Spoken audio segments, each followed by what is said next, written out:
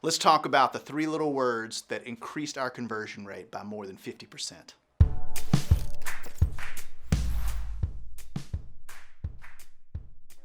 Hey, what do you think we should do next? I don't know. Maybe we should get started. Okay, let's get started. Steve Krug wrote a great user experience book that's called Don't Make Me Think.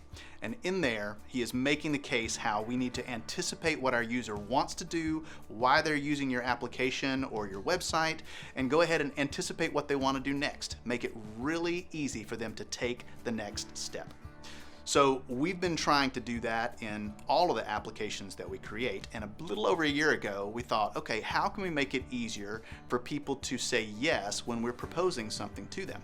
So we tried adding three little words to the end of our emails, and it increased our conversion rate by way more than 50%. We were amazed at the success of this experiment.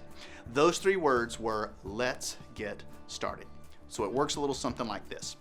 Before, what we were doing is a client would say, hey, can you do X for us? And we would reply and say, sure, here's when we can get started, here's what the cost is, let us know if you have any questions.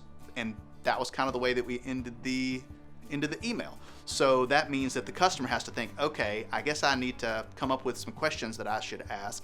What are some questions I could ask in order to kind of move forward with this? But instead, what we changed it to was, here's how much it's going to cost, here's when we can get started, we're happy to answer any questions, or just reply with let's get started and we'll schedule the work. Well, that made it really clear for the customer to say, oh, if I want to move forward with this, I just reply with those three words. And so we tried it out, and what do you know? We started getting lots of emails that just simply reply with, let's get started.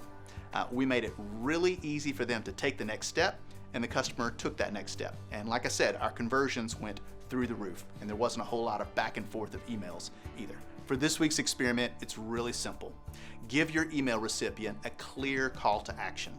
Instead of just ending your email with, let me know what you think, try being much more direct and say, I'm happy to answer any questions that you have, or if this sounds good, simply reply with let's get started.